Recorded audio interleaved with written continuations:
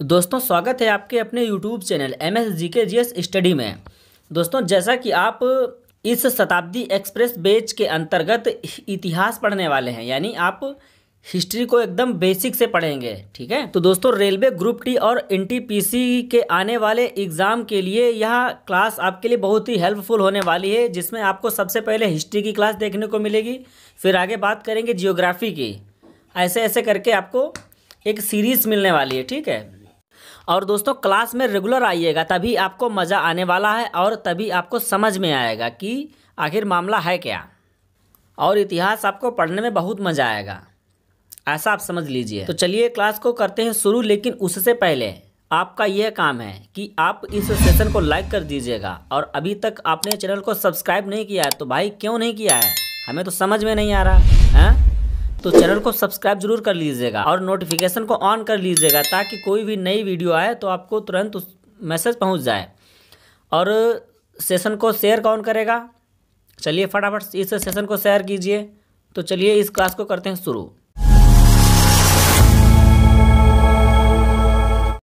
तो दोस्तों ये रहा शताब्दी एक्सप्रेस बैच की पहली क्लास का पहला प्रश्न, और ध्यान रखना है कि यह जैसे शताब्दी एक्सप्रेस ट्रेन दौड़ती है ना, वैसे ही यह क्लास दौड़ने वाली है, इसीलिए इसका नाम रखा है शताब्दी एक्सप्रेस, यानी आप बैठो बस पार हो जाओ। तो देखते हैं पहला प्रश्न, किस काल युग में पत्थर के औजार सबसे पहले पाए गए थे? नवपाषाण काल में, पुरापाषाण काल में, मध्यपाषाण काल में, या फिर लघुपाषाण काल में? बताइएगा ज़रा। तो पुरापाषाण काल में पत्थर के औजार सबसे पहले पाए गए थे, यानी option B is the right answer. और आपको ध्यान रखना है कि पुरापाषाण काल में जो मनुष्य था वह गुफाओं में रहता था, इसको भी आपको ध्यान रखना है, क्योंकि पहले कुछ था ही नहीं तो मजबूरी में गुफाओं में ही रहना पड़ता था। और पुरापाषाण काल में मानव की जीविका का मुख्य आधार शिकार हुआ करता था, क्योंकि वहाँ कुछ पकाने खाने के लिए तो था नहीं, क्योंकि मनुष्य इसलिए शिकार पर ही डिपेंड था। और रॉबर्ट ब्रूस पहले व्यक्ति थे जिन्होंने या जिनके द्वारा भारत में 1863 ईस्वी में पुरापाषाण काल के औजारों की खोज की गई थी, यह भी आपको ध्यान रखना है। तो ऐसे ही आपको डिटेल में प्रश्न पढ़ने को मिलेंगे, तो क्लास में अंत तक बने रहिएगा, इसको मिस बिल्कुल मन नहीं करना है, क्योंकि अगर एक क्लास आपने मिस कर दी तो फिर आगे आपको समझ में नहीं आएगा, तो आपको ध्यान रखना है। तो चलिए चलते हैं अगले प्रश्न की तरफ। मोहनजोदड़ो कहाँ स्थित है? खैबर पख्तूनख्वा, पंजाब में, बलूचिस्तान में, या फिर सिंध में? बताइएगा ज़रा, और फटाफट कमेंट आप लोग करते रहिए और बताइएगा, हमें अपना नाम भी कमेंट में लिखिएगा कि आपको इस क्लास में देखते हैं कौन कौन आया है, तो अपना कमेंट में नाम जरूर लिखिएगा। तो मोहनजोदड़ो जो है वह सिंध में स्थित है, यानी option D is the right answer. और यह सिंध है कहाँ? तो यह सिंध पाकिस्तान के प्रांत लरकाना ज़िले में सिंधु नदी के तट पर स्थित है, ध्यान रखना है आपको। और मोहनजोदड़ो का शाब्दिक अर्थ क्या होता है? बताइएगा ज़रा, कोई कमेंट में बताइए ज़रा फटाफट। तो मोहनजोदड़ो का शाब्दिक अर्थ मृतकों का टीला होता है, यह आपने पहले से ही पढ़ रखा होगा। और मोहनजोदड़ो स्थल की खोज वर्ष 1922 ईस्वी में रखाल दास बनर्जी ने की थी। और मोहनजोदड़ो से बृहद स्नानागार के साक्ष्य प्राप्त हुए हैं, इसको भी आपको ध्यान रखना है। पता नहीं एग्जामिनर कौन सा प्रश्न कैसे भी तरीके से पूछ सकता है, तो इसको आपको पहले से ही तैयार रहना पड़ेगा। तो चलिए देखते हैं अगले प्रश्न की तरफ। आज बहुत कम लोग हैं, ऐसी बात क्या है? अभी तक आपने इस सेशन को शेयर नहीं किया अपने मित्रों के पास, हाँ, बड़ी नाइंसाफ़ी कर रहे हो आप लोग। तो चलिए फटाफट इस सेशन को शेयर कीजिए, और लाइक का आंकड़ा भी बहुत कम है, ये कैसे भाई? नई बैच है तो नया जोश होना चाहिए, हाँ, पढ़ने के लिए। तो चलिए फटाफट सेशन को लाइक कीजिए, इसको आगे बढ़ाइए। और अभी तक आपने इस चैनल को सब्सक्राइब क्यों नहीं किया भाई? तो कर लीजिएगा। कर लिया? चलिए ठीक है। सिंधु घाटी सभ्यता में कालीबंगा निम्नलिखित में से किसके लिए प्रसिद्ध था? चट्टान कटौती की वास्तुकला के लिए, या फिर बंदरगाह के लिए, कपास की खेती के लिए, या फिर मिट्टी के पात्र के लिए? बताइएगा ज़रा, कमेंट करिए आप लोग, आपको थोड़ा समय देते हैं।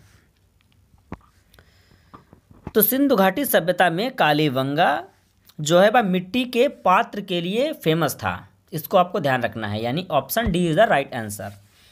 और यह कालीबंगा था कहाँ? तो दोस्तों यह राजस्थान के गंगानगर जिले में स्थित है। और कालीबंगा प्राचीन काल में मिट्टी के बर्तनों या पात्रों के लिए प्रसिद्ध था।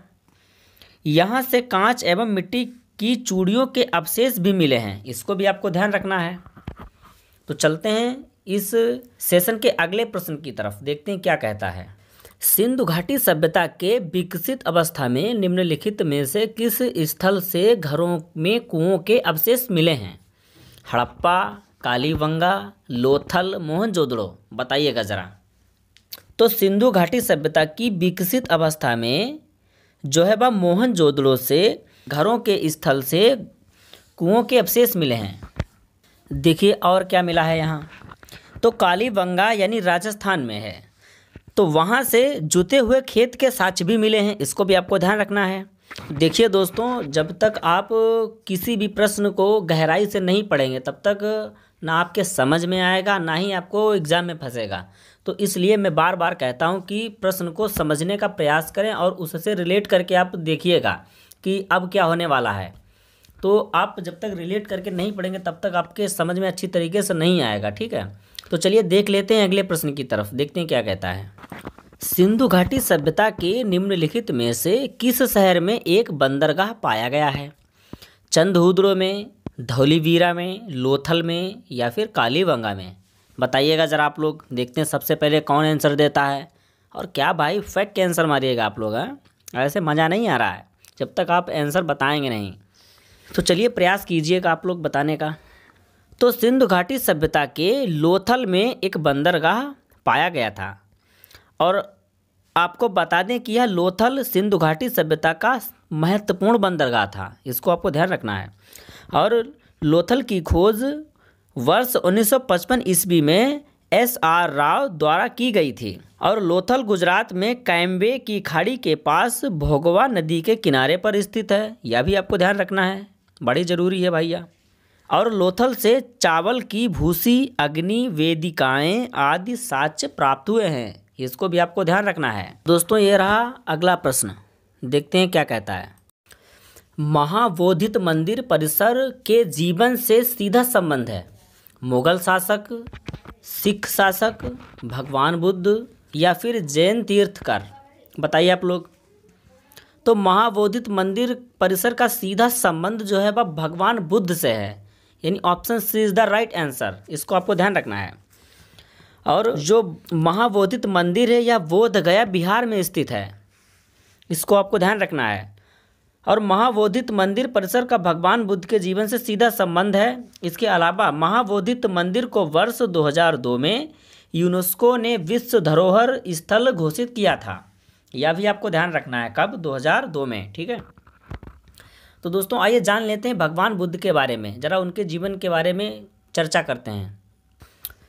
तो गौतम बुद्ध का जन्म 1563 ईसा पूर्व कपिलावस्तु के निकट लुम्बिनी में हुआ था, और इनके पिताजी का नाम सुदोधन था, यह भी आपको ध्यान रखना है। और इनकी माता का नाम महामाया देवी था, यानी पिता का नाम सुदोधन था और माता का नाम महामाया देवी था, यह भी आपको ध्यान रखना है। अगर इनके अन्य नाम की बात करें तो शाक्य मुनि और तथागत भी इन्हें कहा जाता था, यानी शाक्य मुनि और तथागत नाम से भी इन्हें जाना जाता था। और इनकी मृत्यु की बात करें तो 483 ईसा पूर्व में कुशीनगर में हुई थी, यह भी आपको ध्यान रखना है। तो दोस्तों ये रहा पूरा डिटेल्स गौतम बुद्ध के बारे में, इसको आपको ध्यान रखना है, यहाँ से प्रश्न फंसते ही फंसते हैं, ठीक है। तो चलिए देखते हैं अगले प्रश्न की तरफ। मौर्य साम्राज्य की नींव द्वारा रखी गई थी? बिंदुसार, चंद्रगुप्त मौर्य, कालाशोक, अशोक? बताइए आप लोग। देखते हैं सबसे पहले कौन आंसर बताता है। तो मौर्य साम्राज्य की नींव चंद्रगुप्त मौर्य के द्वारा रखी गई थी। आइए जानते हैं मौर्य साम्राज्य के डिटेल्स के बारे में, ज़रा आपको समझाने का प्रयास करते हैं। तो बात उस समय की है जब चंद्रगुप्त मौर्य ने विष्णुगुप्त या चाणक्य या कौटिल्य की सहायता से मौर्य वंश की स्थापना की थी, और चंद्रगुप्त मौर्य अंतिम नंद वंशीय शासक धनानंद को पराजित कर दिया था, कब? 322 ईसा पूर्व में, और मगध की गद्दी पर बैठा था। तो इसको आपको ध्यान रखना है। और सिकंदर के आक्रमण के समय जब मगध पर धनानंद का शासन था, उस समय चंद्रगुप्त मौर्य ने सेल्यूकस निकेटर को हराया था 305 ईसा पूर्व में। और चंद्रगुप्त मौर्य ने जैन धर्म को अपनाकर श्रवणबेलगोला यानी कर्नाटक में अपने प्राण त्याग दिए थे। ठीक है।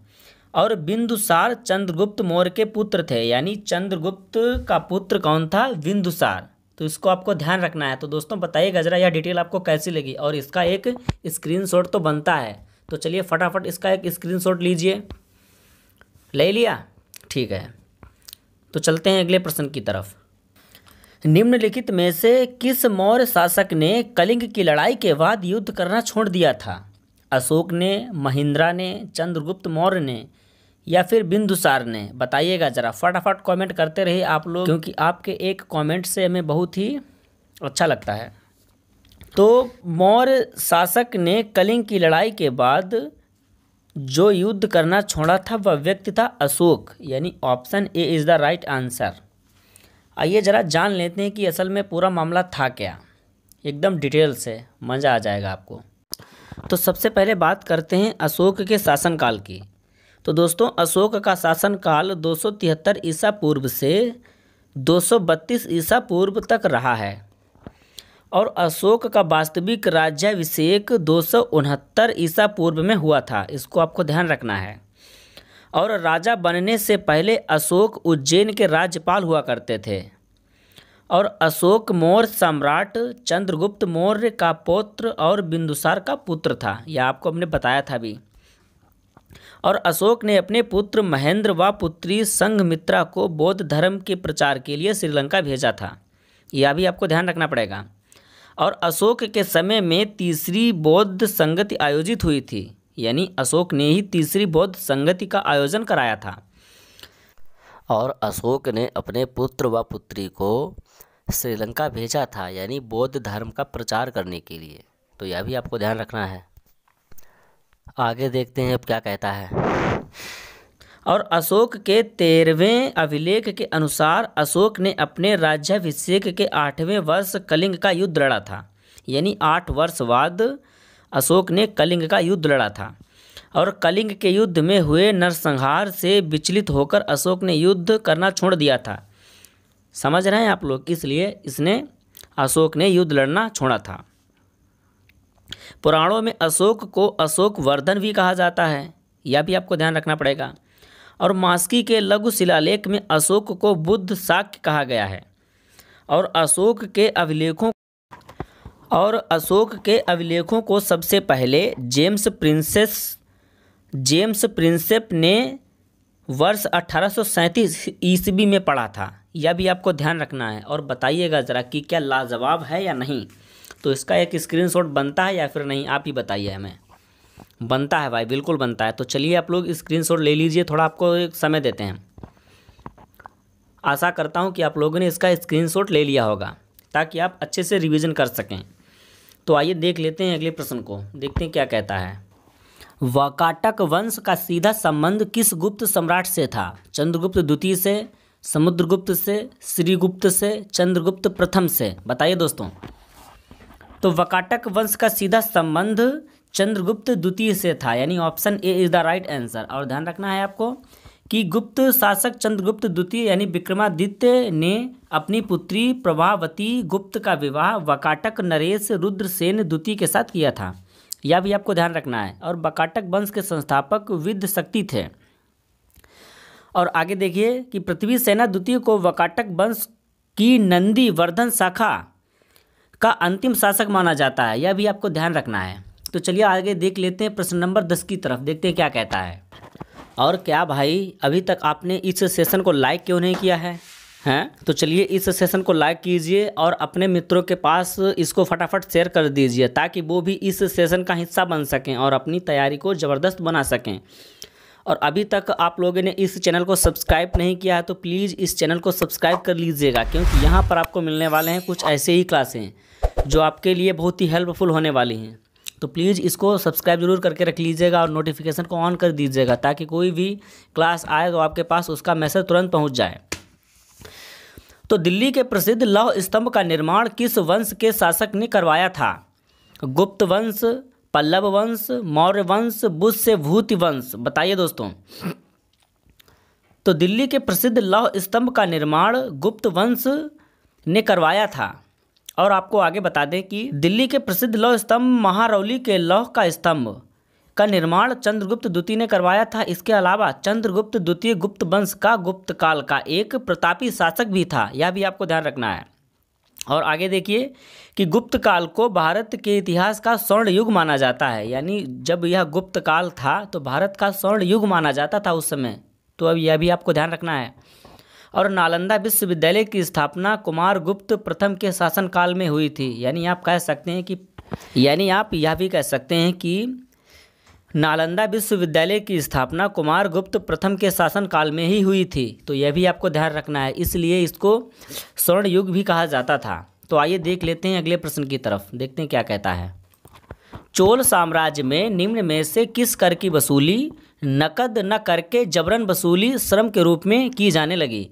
पुरबू, वेट्टी, कड़ू, गुड़ी। बताइए, फटाफट कमेंट करिए आप लोग, देखते हैं सबसे पहले किसका आंसर आता है।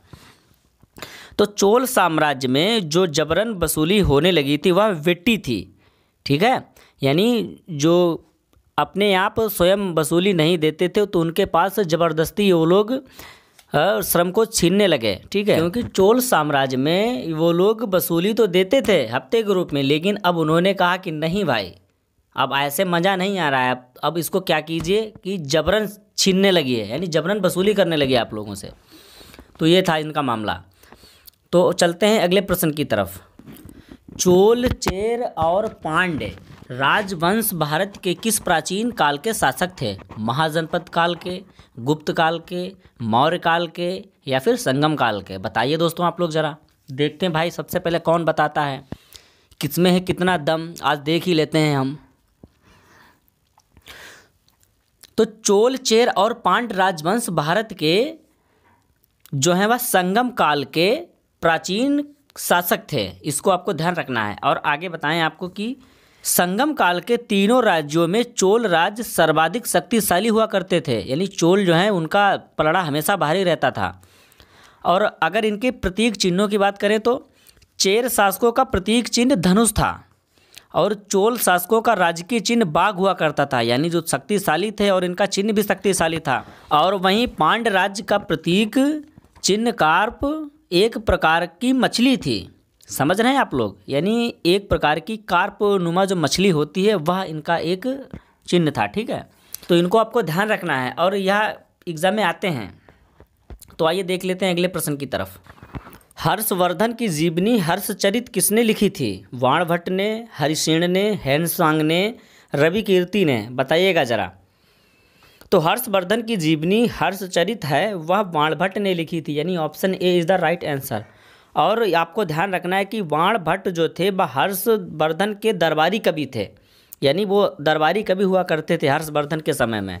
और आपको आगे ध्यान रखना है कि हर्षवर्धन ने नागानंद, रत्नावली और प्रियदर्शिका की रचना की थी। और जो हेनसांग था जो कि एक चीनी यात्री था और वह हर्षवर्धन के शासनकाल में ही भारत आया था, तो आपको यह भी याद रखना है, यह भी बहुत ज़रूरी है। आपसे पूछ लेगा कि हेनसांग जो है वह भारत किसके शासनकाल में आया था, तो आपको बता देना है कि हर्षवर्धन के शासनकाल में हेनसांग जो है भारत आया था, यह एक चीनी यात्री था, ठीक है। तो यह भी आपको ध्यान रखना है, इस प्रकार से प्रश्न जो हैं वो एग्ज़ाम में आए हुए हैं। तो आइए देख लेते हैं अगले प्रश्न की तरफ, देखते हैं क्या कहता है। अरब यात्री सुलेमान किस शताब्दी के मध्य भारत आया था? 15वीं शताब्दी के मध्य, 11वीं शताब्दी के मध्य, 9वीं शताब्दी के मध्य या फिर 8वीं शताब्दी के मध्य? बताइएगा दोस्तों ज़रा, देखते हैं सबसे पहले कौन आंसर फेंक के मारता है। तो अरब यात्री सुलेमान जो था वह 9वीं शताब्दी में भारत आया था, यानी option C is the right answer. और ध्यान रखना है आपको कि सुलेमान मूल रूप से एक ईरानी यात्री था, तो यह भी आपको ध्यान रखना है। तो आइए देख लेते हैं ज़रा अगले प्रश्न की तरफ। किस मंदिर को ब्लैक पैगोडा के नाम से भी जाना जाता है? सोमनाथ मंदिर सौराष्ट्र का, जगन्नाथ मंदिर उड़ीसा का, सूर्य मंदिर कोणार्क का या फिर अंकुरेश्वर मंदिर पुरी का? बताइए दोस्तों आप लोग ज़रा। तो ब्लैक पैगोडा के नाम से सूर्य मंदिर यानी जो कोणार्क में स्थित है उसको कहा जाता था, यानी option C is the right answer. आइए देख लेते हैं कोणार्क के सूर्य मंदिर के बारे में, देखते हैं किसने इसको बनवाया था। तो इस मंदिर का निर्माण गंग वंश के राजा नरसिंह देव प्रथम ने करवाया था, तो आपको यह ध्यान रखना होगा। और वर्ष 1984 में कोणार्क के सूर्य मंदिर को यूनेस्को द्वारा विश्व धरोहर स्थल घोषित किया गया था। और यह मंदिर है कहाँ?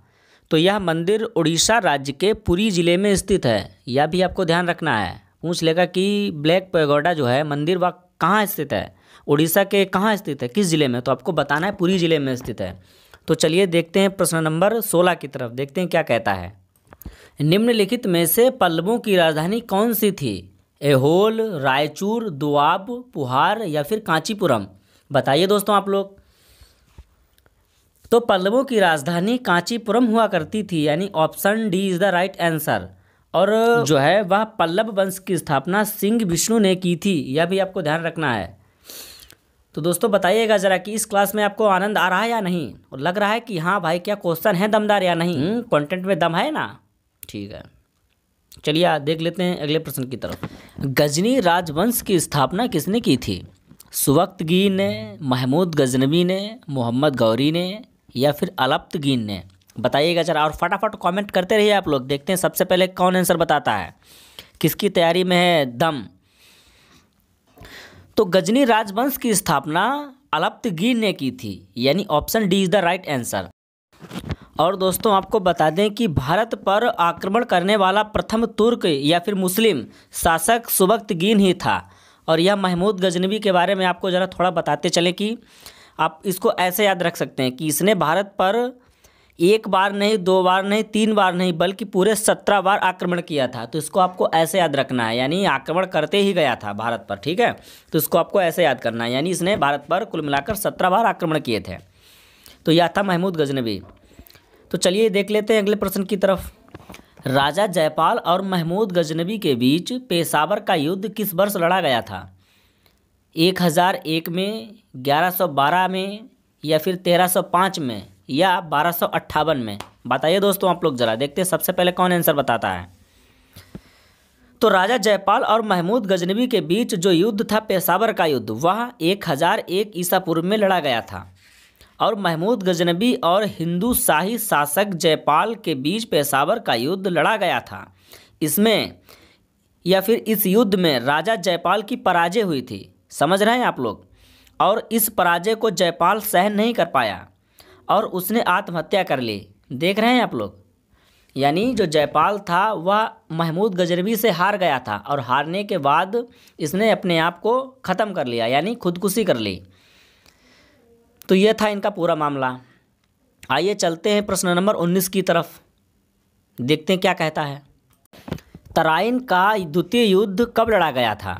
1175 में, 1186 में, 1192 में या फिर 1182 में? बताइए आप लोग ज़रा।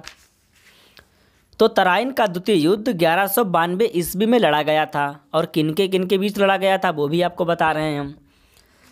तो तराइन का प्रथम युद्ध 1191 ईस्वी में लड़ा गया था, ठीक है। पहले की बताते हैं आपको, ठीक है। तो तराइन का प्रथम युद्ध 1191 ईस्वी में मोहम्मद गौरी तथा पृथ्वीराज चौहान के मध्य लड़ा गया था। और इसमें या फिर इस आप कह सकते हैं कि इस युद्ध का जो परिणाम था वह पृथ्वीराज चौहान के पक्ष में गया था, यानी पृथ्वीराज चौहान की इस युद्ध में विजय हुई थी। और अब बात करते हैं तराइन के द्वितीय युद्ध के बारे में। जैसा कि आप लोगों को बताया हमने कि तराइन का जो द्वितीय युद्ध है वो 1192 ईस्वी में हुआ था, लेकिन किनके किनके बीच हुआ था वो भी आपको बता रहे हैं। तो तराइन का जो द्वितीय युद्ध था वह 1192 ईस्वी में तो हुआ था, लेकिन मोहम्मद गौरी और पृथ्वीराज चौहान के बीच हुआ था। और इसमें इसका परिणाम क्या था? तो इसमें या फिर आप कह सकते हैं कि इस युद्ध का परिणाम था जो मोहम्मद गौरी के पक्ष में गया था, यानी इसमें मोहम्मद गौरी की विजय हुई थी। तो दोस्तों चलते हैं सीधा आज के क्लास के प्रश्न नंबर 20 की तरफ, और यह आपका अंतिम प्रश्न होगा इस क्लास का, यानी शताब्दी एक्सप्रेस बेस का जो है वह अंतिम प्रश्न होगा आज, ठीक है। तो चलिए देख लेते हैं ज़रा क्या कहता है।